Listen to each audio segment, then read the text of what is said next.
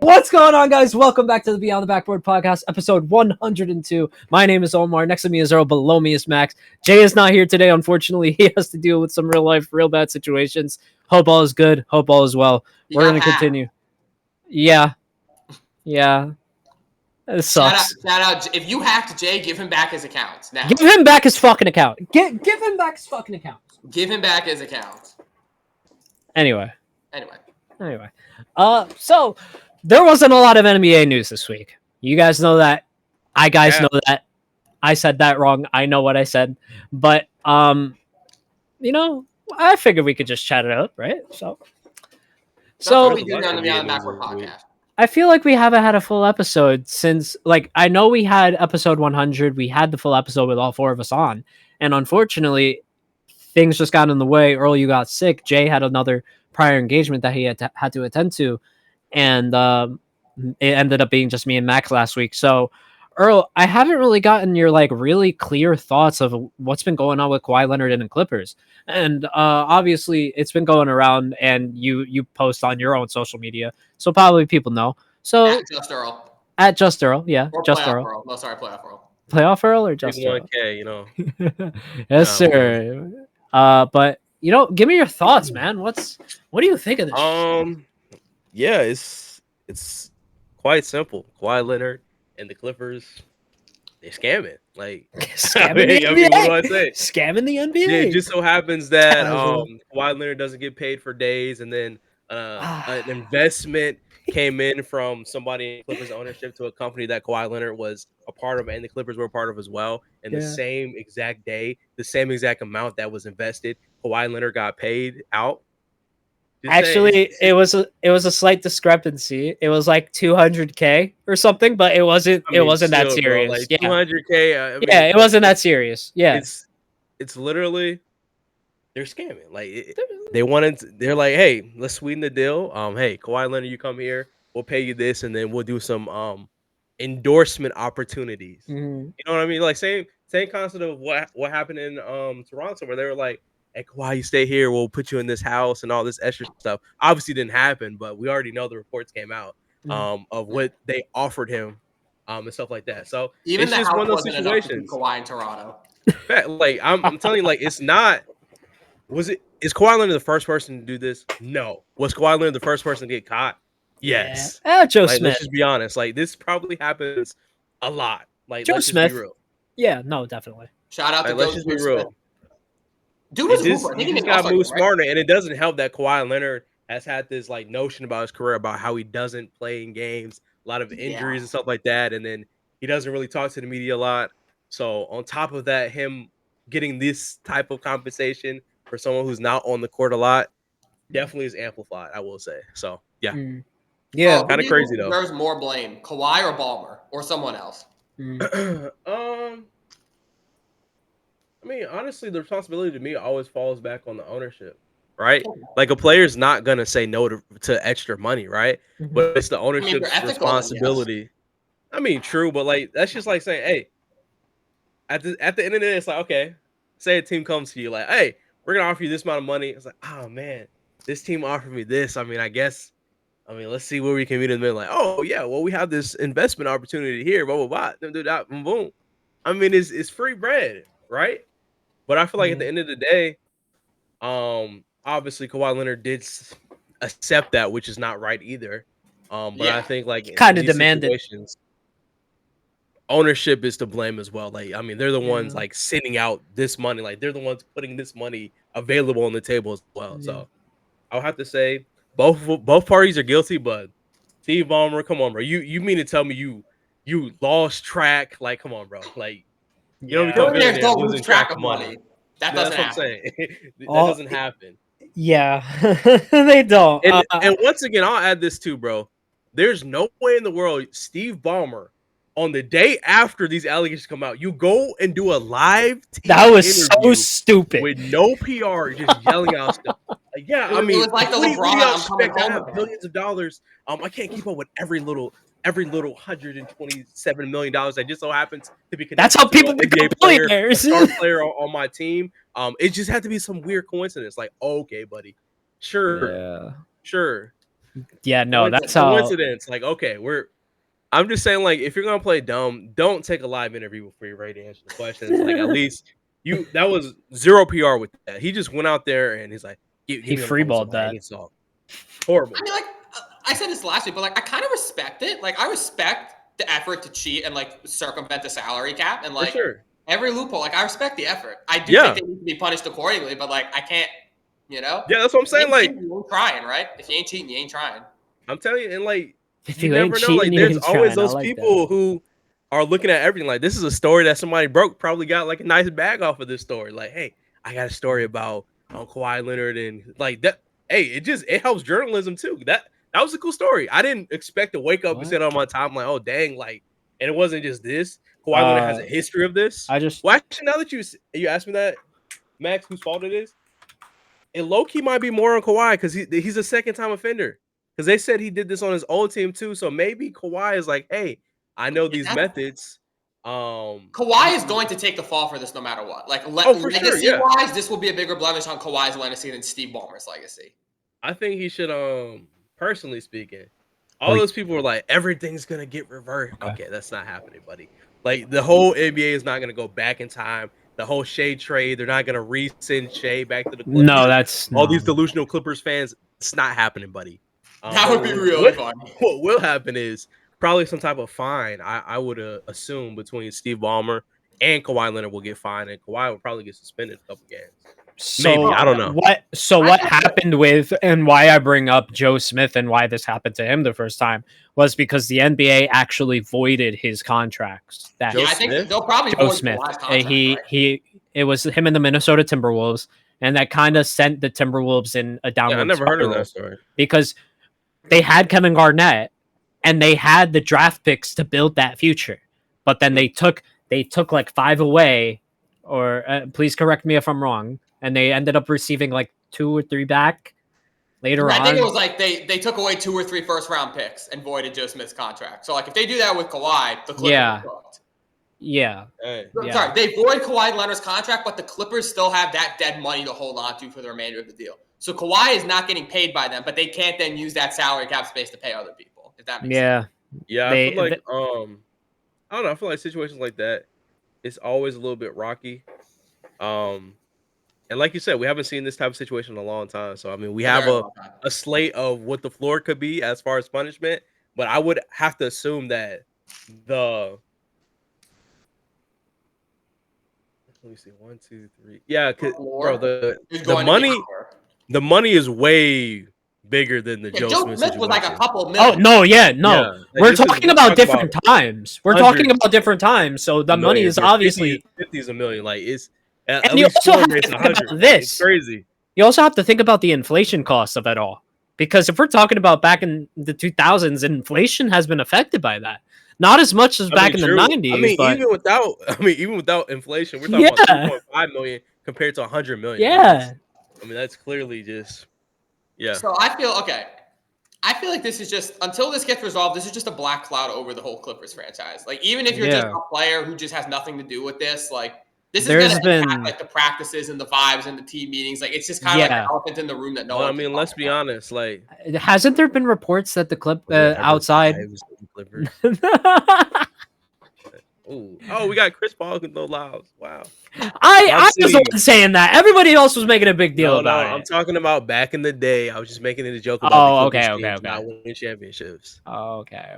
Imagine the Clippers had won a champ. Can we imagine the Clippers had won a championship like 2 years ago or 3 years ago? It would have been brought back. Bubble championship. Oh, I want to hear that. You guys, of course you can win a ring when you pay an extra $200 million for it. I mean, yeah, anybody can do that. I can go get Steph Curry, sign him for this contract, and give him $100 million in endorsements. We can go build up the team.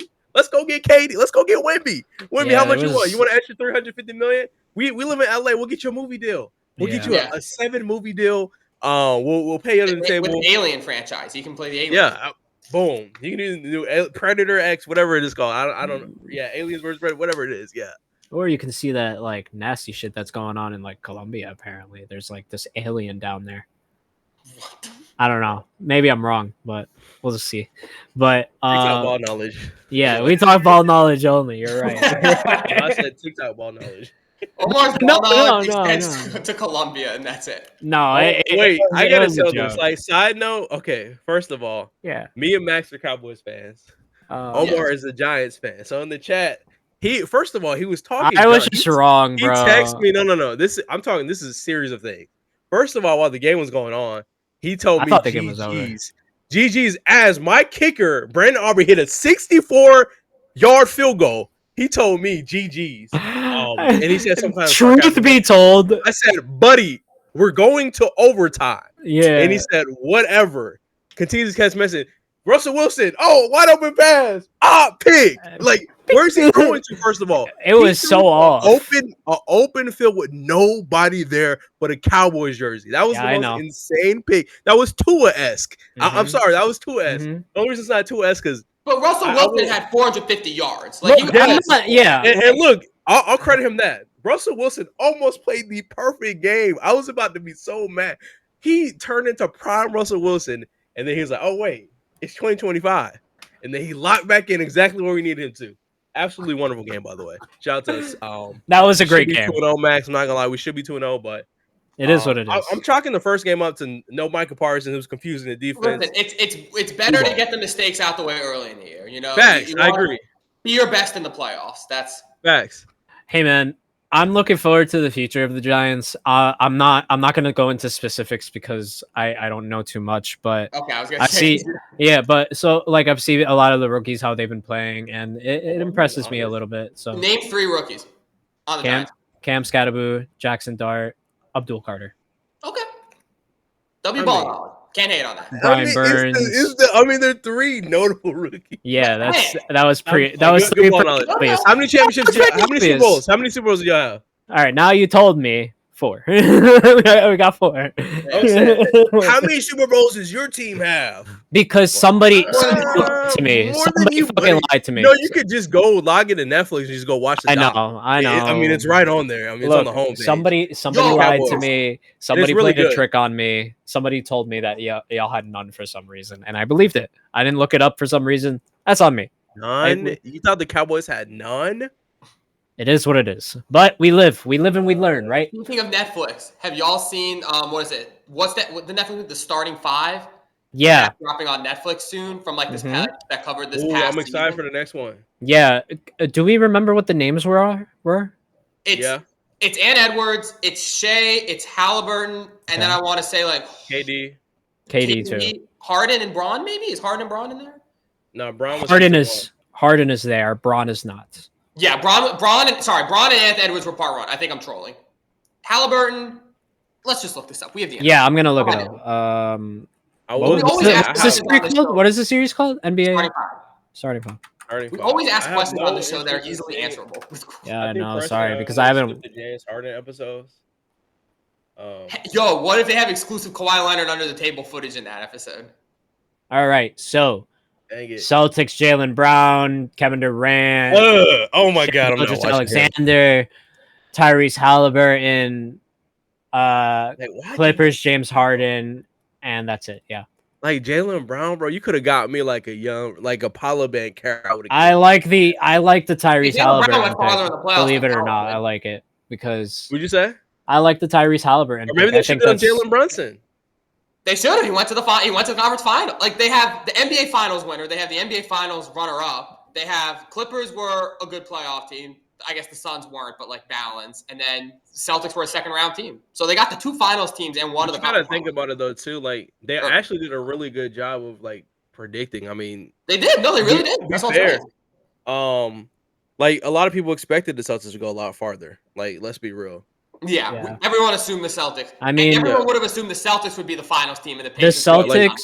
They were like the benefit, like because the year before they won. So it's just like you got to put another Celtics in there. The way that the Celtics played during like the series was like the fact that they started settling for a lot of shots, which kind of like erupted for New York because New York doesn't have a lot of perimeter defense. When we were talking about it at the time, Earl, do you remember that time? It was yeah, you're good. It was a year ago, and I told you, Earl. A year ago. I told you, Earl. The reason why the Knicks will lose tonight is because of our perimeter D. And what happened? Who hit that shot? I lost because you couldn't stop LeBron. No, it wasn't LeBron. It was Rui. LeBron too. Okay. No, wait. LeBron was. I remember that game because it was AD was playing that game. It was like we had no AD. We didn't have AD. We didn't have AD. No, you didn't have AD. No, we didn't have AD. That was when everything started. I'm like, oh, maybe we can. Because you guys traded. You traded for Luka that night. No. AD was still in the roster. He was just hurt. We traded for Luka that game. After that game. Yeah. Okay. So I'm not saying we didn't have Luka before that game. Like AD was still in the roster. I'm just saying like everybody assumed we were gonna lose, but Carnley Towns was playing all soft. No offense, sorry. I'm not even completely locked them down with like 6'8" dudes. I just had a good flashback. Sorry. You honestly, bro, you good. I understand it. Why are we like this now? Why are we? What is this setup? I did not. Thirds. You don't like the third setup, Omar? Yeah, actually, it's supposed to be like this: 1, 2, and then 1 in the middle is like the most correct way to do it. Well, it's okay. Maybe it's just that's why. Okay. Well, Omar is doing that. Yeah. No, it's not. Yeah, I don't know what you're doing, bro. Just leave it. It's chill. Whatever.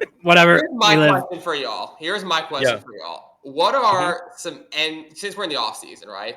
This is when rule changes get implemented for this upcoming season. I think they just approved the rule of. I mean, it's a very minor, almost inconsequential rule, but full court shots or shots beyond half court at the end of a quarter will not count against a player's shooting percentage. It'll only be against the team's shooting percentage. What I personally think is dumb as hell, but they didn't ask me, so we ball. What are some rule changes that y'all would make to the NBA? If you're Adam Silver, what this rule is changes easy. are you going for? These could be like small changes, or these could be like total league changers. Easy. Challenges are unlimited. As long as I like that. If you keep winning them, as long as you win your challenge, you keep your challenge. Okay, that's all I'm saying. I agree. As long as you win your challenge, you keep, because technically, if I win my challenge because you were wrong, why am I getting penalized for not calling you out again? That's basically like saying, "Oh, you got it wrong. I'm cyping the rest." Am I wrong, or whatever you do next, it doesn't matter because we already gave you one back for free. Like, no, like I should be able to challenge until I get it wrong. I think that's fair. I agree with that. Doesn't that happen? Am I wrong? No, you get 2 challenges tops. You get every team gets 1 challenge, and if you win it, you get a second. Okay. Yes. Okay. That sounds right. Yeah. Okay. So that's my big rule change. I think it's fair. If you win. Yeah, I think that's a fair one. It's not like game breaking because I mean after the LeBron wrist slap event, I literally still have dreams about that every third Sunday. Like it's just crazy, man. I don't know. The only reason that the league probably doesn't do that is because they're already concerned with the games being too slow and taking too long with reviews. So like they do this change, but then all the fans on Twitter are going to be like, "This game takes so long. Why are there so many challenges?" I feel like basketball is actually the fastest paced sport. Like the game itself is fast paced, but there's too many. There's a lot of stuff. Those breaks in between gotta stop. Like they kill the vibe. They objectively do kill the vibes. But like, I mean, I like halftime's fine, right? Halftime, you get like a 30-minute halftime. I feel like that's fine. 15-minute halftime, I feel like that's fine. Usually halftime. I'm not gonna lie. I like the flow of the NFL. Like I know it's probably maybe recency bias, but like I'm starting to like the flow of the NFL. Like it just feels so smooth. Like elaborate on that. What do you mean by the flow? Okay. I don't know. I think it's to your points about all like these challenges. Like the challenges it takes away so much from the game, like so much time from the game.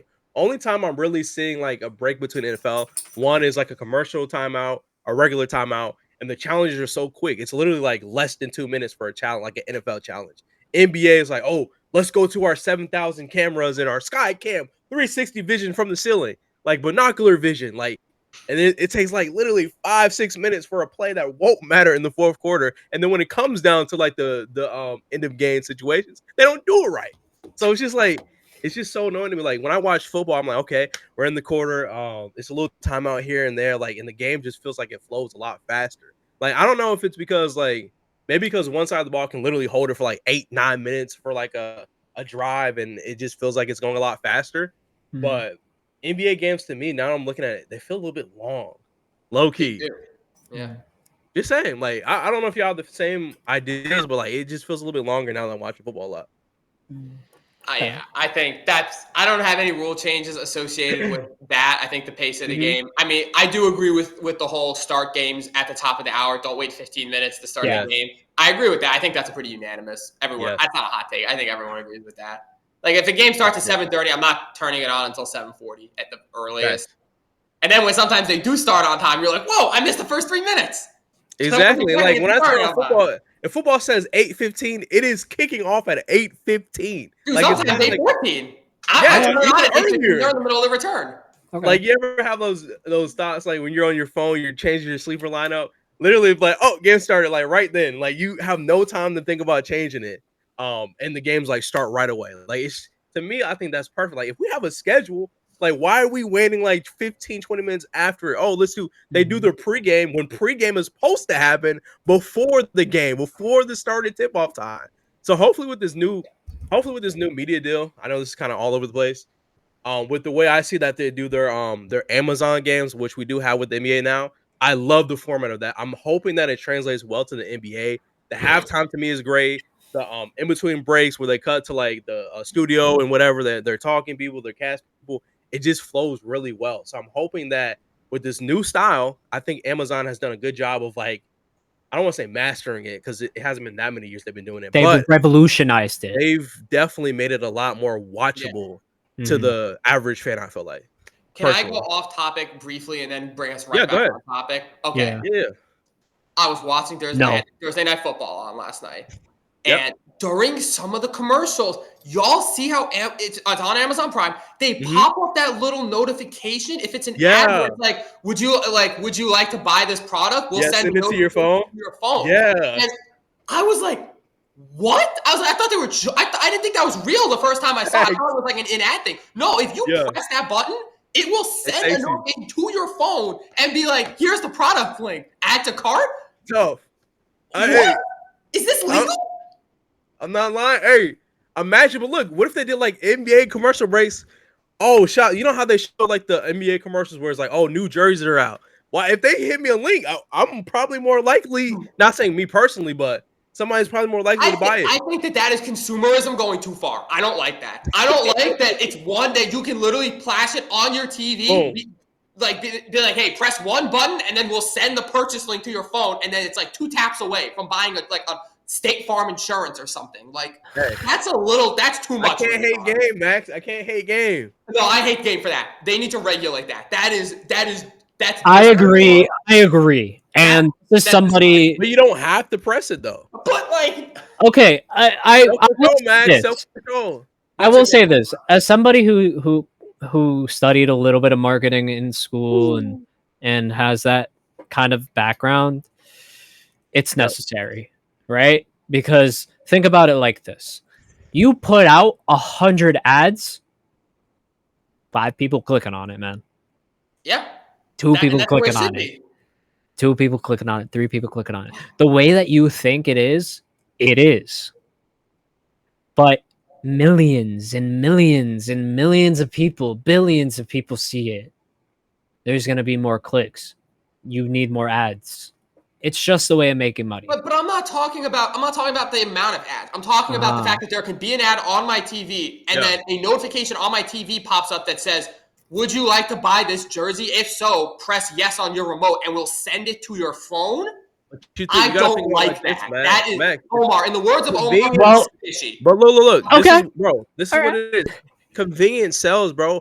Everybody is always looking for the easiest way to do things, bro. So I like that, and I'll tell you why. I don't have to search. I don't have to look for anything. If I see something, I'm like, okay, that's cool to me.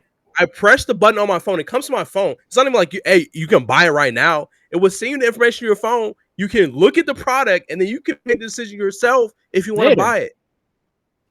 I think so look at it like this. So what most likely is going to happen, not they're physically going to send it to your phone. No, but what's going to happen, they're going to pull up a QR code, you're going to scan it from there, and then you're going to buy it. No, all you do is press a button. It's a button. You press confirm on your TV remote, and then it pops up on your phone like the but you gotta realize, jersey or whatever. This is not game breaking. What you guys got to realize is it is the Amazon video app. Like everything on Amazon. If people don't understand, like even during Amazon Prime, like that's why I'm not surprised by it. They used to have like live video events on Amazon Prime where you can watch the product, see what they are, and you press the button and add your cart to your phone.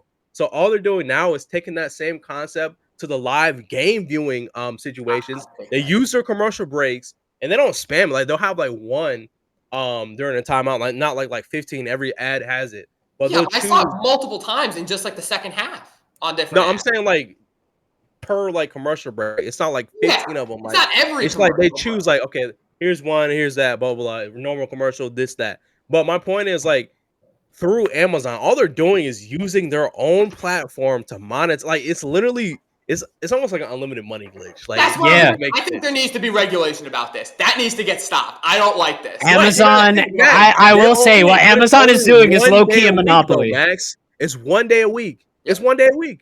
That's probably why they've got to make it. So, but that's the thing, right?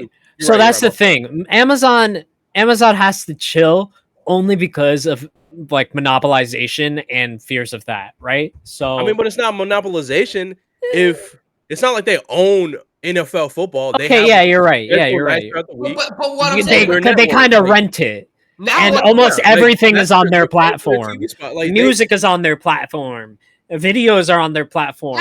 I won't be shocked if they starting to have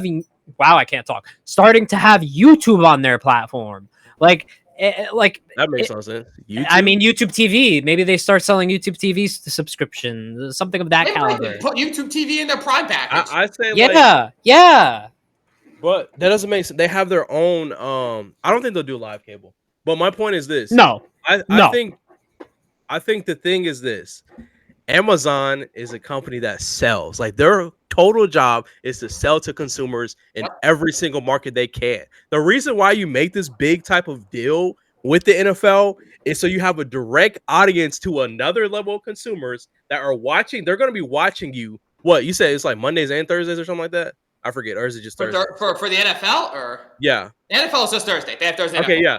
So one night a week, they're like, okay, we need to be strategic about what we're showing on these commercial breaks that advertise to this group, this audience of people, and try to get sales. Like Omar said, like honestly speaking, a lot of people are going to look at the ad. They're just going to watch it. They're not going to click it. But there is going to be a conversion rate of people who click that ad. Then there's going to be another conversion rate of people who click the ad and purchase. So like, while it's not going to be high, the volume of people watching it just makes it worth it for the Amazon part of things. But that's not my problem. My problem is they should not be able to show a notification on my TV. Yeah, but you know what? You know how you control that though?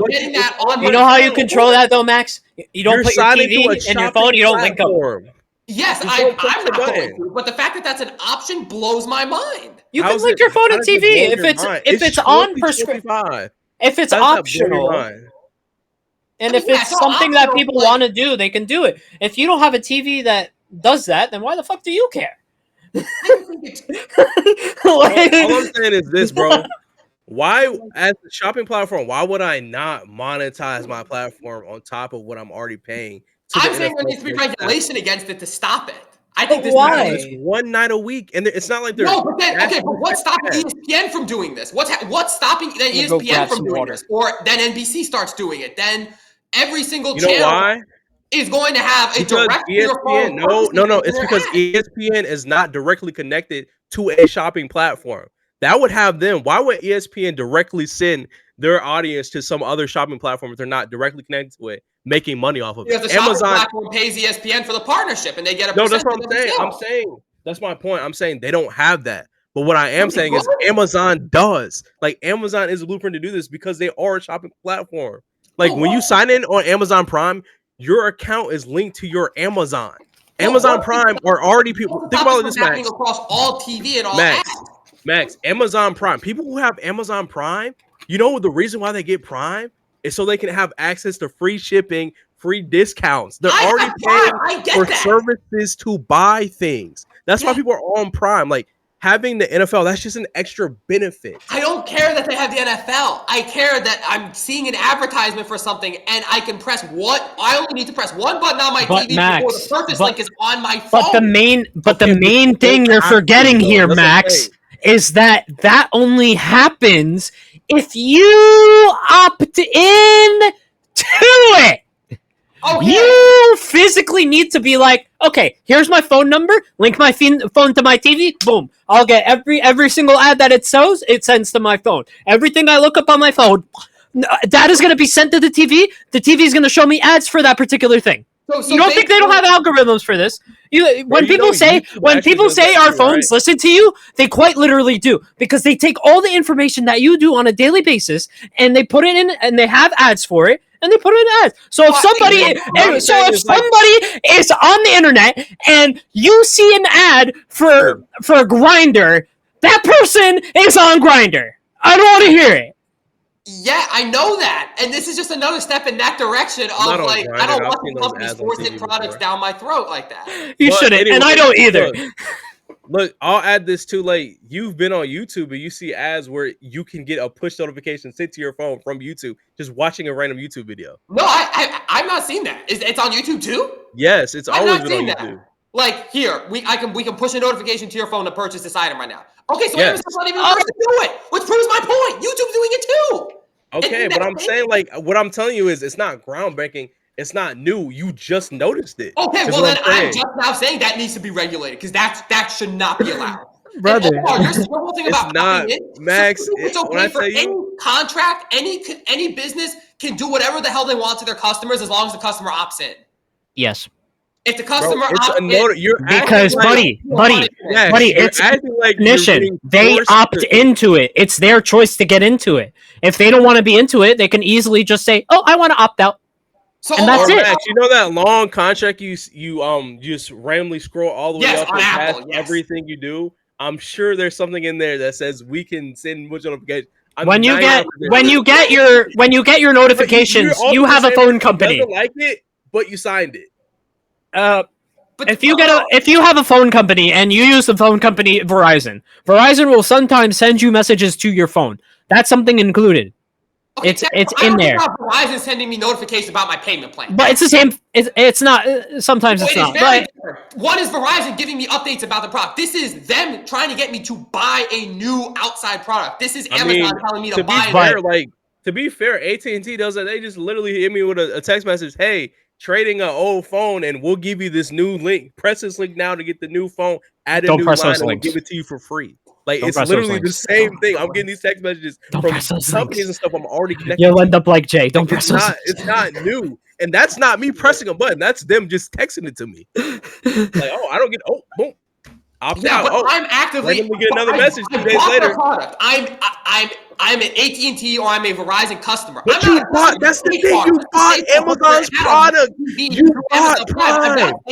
Yes, you did. You bought Prime. When you bought Amazon Prime, you bought everything that comes with it. That's what including State Farm can now notify me on my phone. If you press it, if you opt into it. It's not a high barrier entry. So Earl, Max,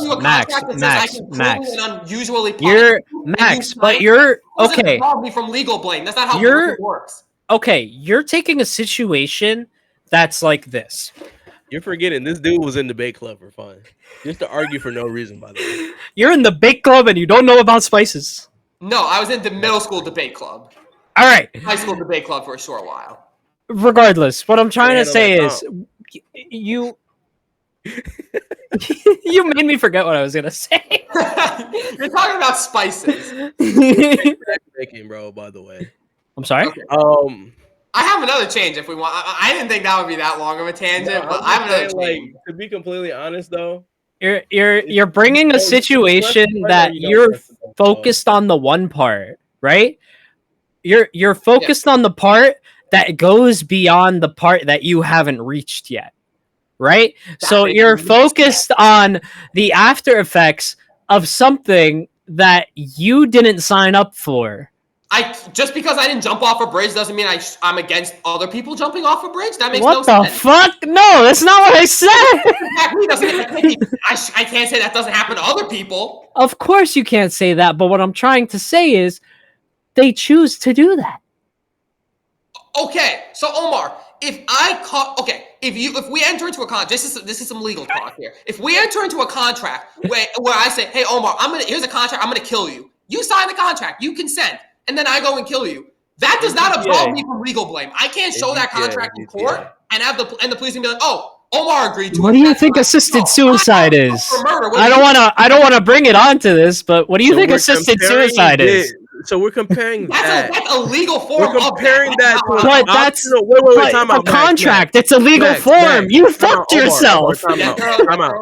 Time out, guys. We're comparing that to a contract you already signed by signing up for Prime about a notification that you don't have to push to that's how far you want to win in the debate, that you're going to the most extreme drastic measures about something that's just not even anywhere. Earl, this is genuinely how I feel. I saw I saw that on my TV last night and I was like, I don't like this. I do not like this. This was before I didn't think I was going to bring this up. I don't know what to tell you. I feel like I'm watching. Let me watch a game on a shopping platform. And hopefully they don't advertise anything to me. Okay, so Earl, let's say every day, 24/7, there are people knocking at your door trying to sell you stuff.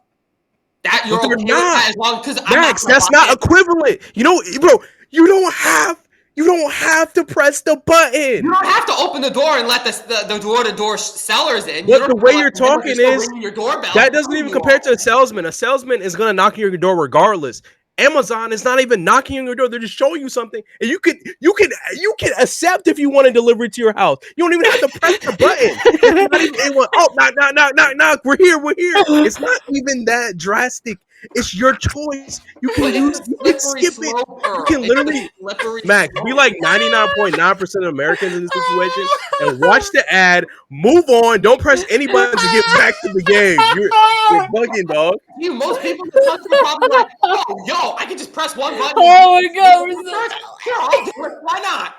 Okay, if that person does it, then that's their choice to do it. If they want an insurance, what? Oh, this is not ethical. We're watching football. Why not ethical ads about life insurance? Who cares about that? This is football time. Like, bro, why does it matter? If somebody wants to press it, they're going to press it. If somebody doesn't want to press it, they're not going to press it. I just don't like that these companies have such clear and quick access to Earl, I needed this laugh. I think there needs to be a wall of separation between advertisement and consumer. I think this is breaking down that wall. But that's clearly that's just me. Comment below if you agree with me or if you agree with Earl and Omar. That I'm just crying. I do have another change for the NBA, by the way. All right, let's get back to the NBA. We're talking about fucking NFL, then we went into insurance, and now we're on ads. Okay. Then we're on legal talk for some reason. Here's my proposal for the NBA. Let's go from an 82-game regular season to a 72-game regular season. I like that. Race was all NBA history, though. They have been talking about shortening the regular season for a long time, and it's probably not going to happen because shortening the regular season means fewer games, and fewer games means less money. Fewer money. And the NBA will never say yes to anything that makes them less money. So this will probably never happen. But I think in my mind, we could do a 72-game regular season very easily because we have the two conferences. NBA history. So forget NBA history. What do you mean? We're done with NBA history then? What do you mean NBA? After we shorten it, no historical record matters anymore. For real? That's really how it is? It literally breaks the entirety of everything. Well, it's not lengthening. The NFL just lengthened their season. I know. I'm saying NBA. Like we're talking about like the groundbreaking. Like you have less time to get some of these different accolades and stuff like that. We don't care though. Like that's not why we're here. We're still giving out a championship. We're still giving out all-stars. We're still giving out MVP. NBA fan, the most historic NBA fans, they do. Like you're messing with a big aspect of the game. Like you're changing the volume of something that's historically been there for years and years and years and years. So, but just because it's the way we've always done it, that's not an argument. That's not a valid argument for why we shouldn't change something. So many NBA fans, including you, Earl, on this show, I've talked about how dull the regular season gets and how there's a huge lull in the middle of the regular season. No. That's not what I said. Watching, it's boring. I said that regular season games don't matter as much as what people make them out to see. Because Omar was talking about, we're regular season champions, whatever. But that's I didn't say that. The Knicks have never been regular season. You definitely glazed the regular season. No, you were glazing the whole, the regular season, like, it's too long. Like, nobody's watching this game in mid-January, mid-February. Like, I don't remember. Tournament doesn't really matter. I have to say, I don't think it should be 10 games. I think it should be, like, closer to 5. Make it, like, 76, 77 games. Or hit me out. Here's the nice thing about 72. Let me hear. 72. Let's hear Earl. Just extend the offseason a little bit. Okay, I like that too. That's not a bad idea. I'm saying we have football, but like if you really think about it, we have football. Like we're good. We're good. Really extend the offseason longer if you wanted to, because we have football. Okay, so we'll start the NBA later and only play 72 games. No, we'll start the NBA later and we'll play the full games. How? You get more rest. You got more rest, more time to prepare your body. Bro, you're doing all these back-to-backs now? So you're just doing more back-to-backs? You're cramming. No, it will be the same exact level of back-to-backs. You'll just have more rest in the offseason to get right for the season. That's all I'm saying. I'm saying just not mathing out. Where are you getting that extra time from? I'm saying you can start the season later than what it's already starting at. And still play the so instead of even if it crosses over with other leagues and sports. Well, that's the thing, right? So that's the thing, because there's NBA players already. There's NBA players already complaining that the season kind of runs kind of deep into what's it called? Kind of runs deep into the year. It runs into. That's what I'm proposing, Earl. You can't just magically short. You can't. Well, hold on. Let me get through it. Let me get through it. Hold on. You only have 365 days in a year. Max, let me get through it. Yeah, and I'm just saying. What I'm saying is, even if you have to extend over a little bit of time, I'm just saying you can make it a longer off season. Start later into the year, and even if it cross over to the next year a little bit later, I mean, you just put the hyphen 24, 25 season. Like it's not that serious. Look, it's not that. It's really not that crazy, because look, the first day of the opening day is October 21st. Yes. And after that, let's make it November 21st. That we don't even have to make it November 21st. We could legitimately make it November 1st, and we would be fine. Like the start of the NBA Emirates Cup. 21st it starts. The start of the NBA Cup is October 31st. So if we just eliminated October and we started everything in November, we can. It brings the NBA tournament into the year a little bit. So I think it looks like it ends around January. Maybe I'm wrong. Maybe I'm not mathing that right. No, but Omar, my point is, Earl is saying we need to start the season. Okay, start the season on. No, that's what I'm saying. He's saying we should start the season later. Okay. What I'm saying is we're giving these NBA players an additional 9 days. Yeah. But then how are you still playing 82 games and ending at the same point if you're starting it later? I'm not saying you at the same point. That's my point. My point is you don't have to end the same exact time. I'm saying you can push the start date and the end date back. Mm-hmm. That's what I'm saying. Then the actual net time between when the season ends and starts is the same. The net amount of amount of days. Well, what I'm saying is you'll have more time to recover in the offseason if you're getting an extra month out of it. Okay, so Earl, when are you starting the NBA season? When are you starting? Well, I'll start it in November instead of October. Okay, so November 21st. November 21st. And you're going to play 82 games. Yes. Okay, so that means that instead of ending the regular season in mid-April, I would end the regular season in mid-May. Yes. But what I'm saying is, while that's what I'm saying. I'm not saying we're short on time. You're not understanding what I'm saying. I'm saying for the player's perspective, if they said they need more rest, we're giving them an extra month between the start and end of a season. That's all I'm saying. I'm not saying we're reducing the time to start. It's a little weird. I kind of get both sides of it all. Well, newsflash, the difference between April and October is the same as May to November. That's the same amount. They get an extra month of summer, basically. That's all I'm saying. I'm saying you give them an extra month. Just start it later. You guys are both right. If you don't, you guys are both right. If you don't play basketball for 1 month, Max, where does that month go? Is it invisible? It's not. No, it Earl. So that's what happens, Earl. So it's like the month will be the NBA season, excluding playoffs, goes from mid-April to mid-October. That is a 6-month offseason. Okay, so if we were to copy and paste, I'm just saying, look, okay, take the months out of it. I'm just saying, add an extra month. I'm just saying, no matter where you put it, add an extra month of summer and start the season later. That's all I'm saying. Just start the season back later. That accomplishes nothing. Yeah. I'm saying from the players' perspective. I'm not talking about us fans. I'm talking about if the players saying they need extra rest, the season starts back too soon. That gives you no extra rest. It's just when you're getting rest. That's what happens. Hold on. So I get it, Earl. I get what you're saying. You want to give these players an extra month of rest. I understand it. But that doesn't happen if you don't extend the end of the season. It only happens if you take that month and then lower the amount of games in the process, because then you would be able to at least get it up to where it would end if we were to start in October. So that is the only reason, the thing that Max is trying to say, that's how it has to even out. On the second thing, Max, you're not understanding that he's speaking in a hypothetical term.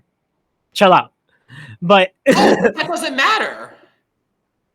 I'm just saying, no matter where you put it, just give it a whole month off. Like, just add whatever. How long is the offseason right now? 6 months. And in your scenario, it is, Earl, the offseason is from if you're not a playoff team. If you're not a playoff team, it's from mid-April to mid-October. That is a 6-month break. If you extend the season to end in mid-May and pick it up in mid-November, guess what? May to November is 6 months. You're not giving them more rest. You're just changing when the rest happens. You're just basically you're giving them the rest in October instead of April. That's all you're doing. You're not netting any time. I'm saying from the end of the actual playoffs. From the end of the actual playoffs is where I'm counting. What's going on, new people in the chat? What's up, new people? Oh my God. Never mind. I give up. You win. I'm done. Look, it's just a case of misunderstanding. It's arguing with a brick wall. No. You're tell me, explain to me how you're gaining a month. I did 7 times. I'm done. But, you win. Debate club wins. Earl just likes to. You're inventing a month. If I start the season later and move, all I said was you push back the season a month. You push it back a month. I'm not saying you gain an extra month. I'm just saying between the time it starts, you're just taking a month between. Like, he's not. You're just pushing back the season a month. That's what he's been saying this entire time, Max. You're just pushing back the season a month. I'm not saying you're. That's what he's been saying this entire time. He's just pushing it back. So you are in favor of the 6-month off season. I'm done. That's not what he's saying. I'm done. Just push the season back. Fuck everything else. Everything else, fuck it. Just push the season a little bit. That's all he's saying. That's all he's saying. Just fuck everything else. Push it. Explain to me how. Let's move on to the next thing. Let's move on. Because we're gonna sit here for 6 hours explaining. We are. He's right. So end of the show. So, guys, how's 2K26 been? I think it's been pretty fire. I think it's been pretty good. Earl, I know you've been on it a lot. Not really. That's Max, I know you've been on it a lot. Max played one day. He did. I was on like a week ago. I wasn't on then. I've been working so much, so I have not been playing. So yeah, that's my life. Okay. You know what? Yeah. Why are we just having debates today? Okay. I'll throw one out. I'm not debating for another 30 minutes. Y'all got 4 more out of me. I got this next one. Okay. Hot take. All right. 2K25. We're talking about gameplay. I think all the changes that they made to the fundamental structure of the game this year, like adding crews, the new XP systems, like the new city, the new game modes, the rewards. I like all that. 2K25 gameplay is better than 2K26's. I like 25's gameplay more. In what regard? In what regard? I think that offense is way too easy now. I think last year there was a good balance between offense and defense. You couldn't hit. If you were a good shooter, you were hitting almost all your shots. If you were a bad shooter, you could still miss. I think this year it is way too darn easy to score and play offense and hit heavily contested shots. Dunk meter is crazy. Fades are crazy. Basically, you got guys shooting 70, 80, 90%. I don't like that. I think it is too hard to play defense this year. Okay. That's what's going to happen when a true green window is in effect. Then I don't think we need a true green window. Then we'll end up like 2K25. You want it to be RNG. You want it to be random. Then we're going to end up like RNG. Not based on how you shoot the ball consistently. You just want it to be – because what it was before is first of all, even if you green the shot perfectly, it goes into a random number generator to see if you're going to make the shot. That's what RNG is. And 99% of the time, you're going to make it, but there's always that 0.1 off that it's not going to happen. I'm saying, like, last year, you can play perfect. Based on where on the court you are and what percentage. No. That's not how it works. When you green a shot, it's 2 points to green a shot. You getting the timing right is just step one. Yeah. After that, there's an RNG process where it takes it and puts it in a random calculation to see if they're going to allow you to make it after you timed it correctly. So do you remember time it correctly? It's also completely random if you make the shot or not. Do you remember how if you time it correctly, it's going in if it's not contested. But even if it is contested, it's going in because contests don't. Okay, Max, do you remember last year how the ball would hang on the rim last year and it would hang there for like just a few seconds and then it would roll off? Yeah, and it would almost never go back in. And it will almost always in that situation, it would almost never go back in. That's RNG. Yeah, no, Omar, no, that's an animation. The green or not is already determined when you release the button. No, but that was because of RNG. People had shot feedback on, and you could tell whether you green the shot, like whether you go into green animation or not, way before the shot hits the rim. That was just an animation that they put. I mean, everything that Earl said is still right within what you said. Well, I mean, okay, fine. Like, I don't think shooting. I think shooting last year was like fine. Like, it wasn't super difficult, but it wasn't super easy either. It's too easy now. People are too good. We should not have people shooting as well as they are with how bad contests are. If they want to make contests better, I think they should. The one thing I agree with. What are you shooting this year, Max? What? What percentage are you shooting this year? I'm shooting like 52, 51, 52 from three. That's it? Yeah, exactly. That's my point. Like now, should you be making more? Last year I shot around like 48% from three on a build with 79 3-pointer. Mm-hmm. This year I'm shooting like 58% from three with a build with like 85 3-pointer. So it's just like, I'm just saying, like, it's if you could shoot before, all 2K is doing is rewarding you for actually knowing your shot. No, like most of the time, argue against it. I think it's way easier to shoot now. I think if you knew your shot last year versus someone who didn't, you have someone who knows their shot and someone who doesn't play 25 and play 26. The shooting percentage is going to be a lot closer in 26. I think it's too easy to shoot now. You don't have to be a good jump shooter. Bro, but what I'm trying to tell you, no. What I'm trying to tell you is that's what I'm trying to let you know. Last year, people's percentages were a little bit lower. It's because they knew. It's not that they didn't know their shot. It's not that they didn't know their shot. It's because they were getting RNG'd out. So the same dudes who were shooting 45% last 2K are the same dudes who are shooting 60% this year because there is no randomized generating system to tell me if I'm making my shot or not. I just know my release. I know exactly where to release it. I know the exact point where it is. There's no RNG. The only way you're contesting, and we got to talk about contest. People get mad every shot goes in. You have to look at where you're jumping. If you have your hand up and I shoot and your hand is right here and the ball is being released right here, that is not a contest. That's not affecting my shot. For the sake of the game to balance things out. There needs defense is too hard. Perimeter defense too. You gotta have high perimeter defense. You have to have a good block, and you have to actually contest. I should not have to get a plus 50% shot contest to keep a dude from making the shot. It's too, especially with how bad perimeter defense and lateral quickness is this year. I shouldn't need to do that. Lateral quickness is bad this year? Yes, players move terribly laterally this year, even with high perimeter defense. Matt, how many games have you played this year, Max? I played enough. If you're looking at me in this example, it's not a good one. Even good defensive players are not getting stops consistently because people just fade. That's not true. You've never, bro. I've played against people who have legit locked down people on the court. Have them. I'm talking about heavily contested, 60% contested, even 35s, 25s missing because they have real perimeter defense. Like it's. And how many times have you seen those same contests, but it doesn't matter because the guy just makes it? Bro, I'm saying it depends on, bro. It all depends on the contest you're given. Like if you can look at a clip. No. Contests need to be better if there's going to be a pure green window to combat it, or else you're going to get people shooting 70%. I'm saying you have 2K is exposing fake defenders. You can no longer just sit there with your hand like this. Oh, that's defense. I'm defending my guy right here. Just by putting my hand up like this, right here in front of him. Oh, that's defense. That should do enough to at least get a contest. So what do I? Yeah. So what do I have to do? I have to literally time my jump perfectly because every single time. LT, my guy moves so slowly that and tries to get so bumpy that he just lets people go around him. So I can't play LT defense. So I have to be off LT. But then the turbo button makes me move too fast, and I don't actually face the ball carrier, so he goes by me. So then I have to balance using LT and RT, by the way, this year. So what am I use LT and RT to move correctly on defense this year.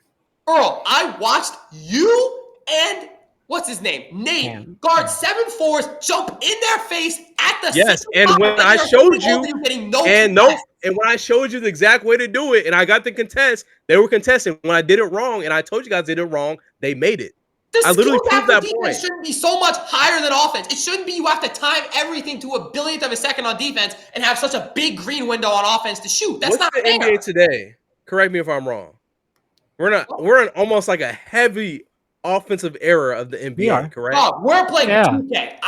Well, I'm just saying in general, right? The real thing. In general, in general, Max, we are in the era of NBA where offense is up here. I don't think that matters. So bad that we get to the point where we're praising. We look for new defenders like the Min Thompsons of the world because we're excited we have young defenders who can actually play 1 through 5 defensively. Earl, we're also in an era of the NBA where everyone's tearing their Achilles. Do we need to add that to 2K as well? But what does that have to do with offense? Like, you're going from one extreme to the next. Everything needs to be exactly photorealistic to the NBA. Okay, then we should have career-ending injuries in rec.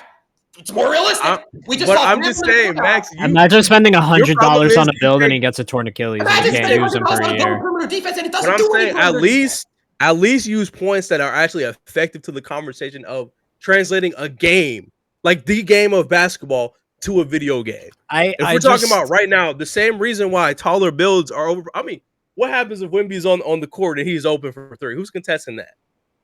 But the problem is in the real life, there's only one Wemby. There's only one Wemby. But in rec, it's a video game. What do you want? You want there to be one? There's only, you know what? You have to hit this overall. You can only be one person in the world who can have a Wemby build. Like what? No, you need to balance it so that there aren't things that are just ridiculously broken. Max, I've seen 5'9s this year drop 60 points on somebody. I've seen 6'8s drop 70 points. Exactly. It's too easy to score. It is too easy to score. But you're saying you're preaching balance. Every position, if you know how to use it correctly, can go off.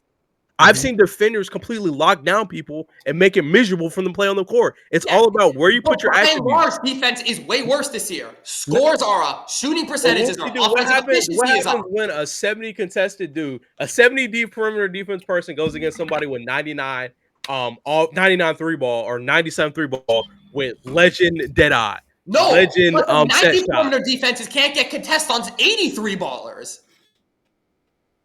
Who had it, bro? The majority of people you're playing have high offensive balance between offense and defense better than this year or last year. Tell me that. Just answer me that. What year was more balanced between offense and defense? 25 or 26? Balanced. It's not even about balance. It's about there's more people this year who want to make offensive builds. You're talking about people who don't want to make defenders and who are getting dropped off by dudes who put 99 attributes into the players. But you have 99 defenders getting dropped off too. No. And this is why my next build got cat breakers with defense on it. You're still not going to do anything. You're still going to get faded on the game long enough, man. I am. All I'm saying is when you face somebody who actually has defense, you feel it. I felt that as a 7-4. When I played somebody who actually had defense, you're not just shooting over them. They have a higher contest rate than any other builds I play because that's what they put their attributes in. When everybody... But what I'm saying, when everybody's offensively heavy, offensive players, what's that ratio? How often do you see a good defender? Bro, but that's my point. If you don't make them, don't complain. You don't make them. People make them. Max, what I'm saying is when you get into a game with a great defender, keep me out of this. You are going to feel the impact of the great defender. But when you have a whole team of that's not 2K. That's y'all. That's what you guys are making. People are going out here and making these all offensive builds, and then they complain about not being able to defend. Well, I mean, my goodness, you can't get a contest on someone with a 99 3-point shot, and you have a 70 perimeter. I mean, what do you think is going to happen? A 65 perimeter. Okay, but then when I make a 99 defense and I'm playing someone with a 73 pointer, I want to contest. You do get those. When no, you don't. You do not know ball. Respectfully, if you're saying that, you do not play the game. You really don't. I've played enough to understand that that's how they look, guys. I really do think that is it. That is your closing statement. Done. All right, guys, let's wrap it up here. We're going to go into our 2-minute drill and in our other room very shortly. I want to thank everybody for tuning in on this episode. Later on this week, this episode will be out on YouTube, so be sure to see it here live if you want to be here every Friday. We're going to be here debuting the next episode, and we're going to be posting it on YouTube later that week. So thank you guys so much. Appreciate every single one of you guys. We'll see you soon. Peace. Y'all want some nerds? No.